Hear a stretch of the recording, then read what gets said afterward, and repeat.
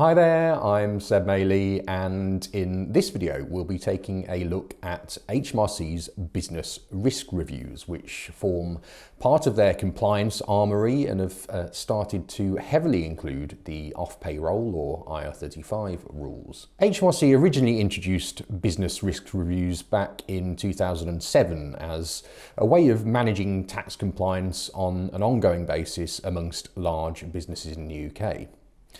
In 2019, they revised their approach and renamed the process to Business Risk Review Plus, but the pandemic meant that we have only really seen these reviews in action over the last couple of years. The process focuses on businesses who HMRC consider as large and for whom they've assigned what they call a Customer Compliance Manager, or CCM, to act as their dedicated point of contact.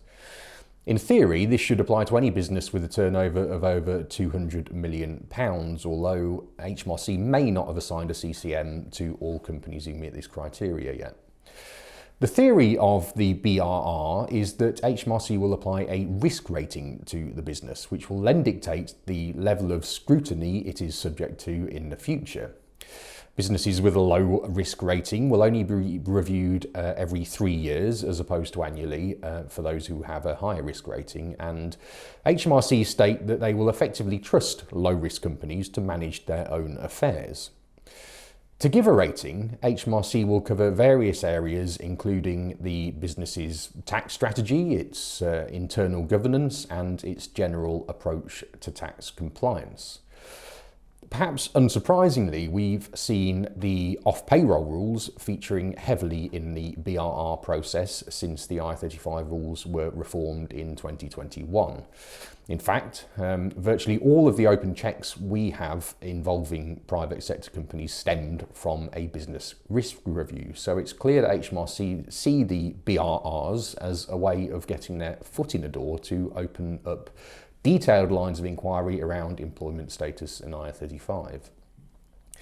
In most of the cases we've seen, the HMRC Customer Compliance Manager will ask some high-level questions relating to the off-payroll rules, but as soon as it becomes apparent that contractors are engaged, they will quickly refer the case over to the dedicated off-payroll working team.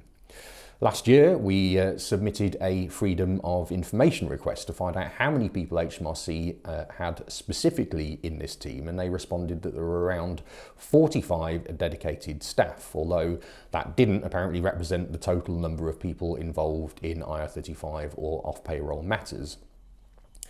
When the case lands with this department, we start to see very detailed questioning covering the process used, individual status determinations, written contracts, and any alternative engagements like contracted out services. Naturally, if a business has implemented robust processes, they should be able to respond easily to HMRC's questioning, but it is important to take expert advice in situations like this.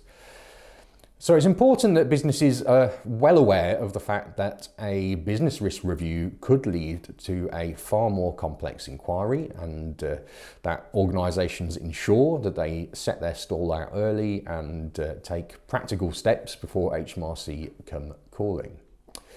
Thanks for watching. Please subscribe to our channel for more video updates, and we'll see you next time.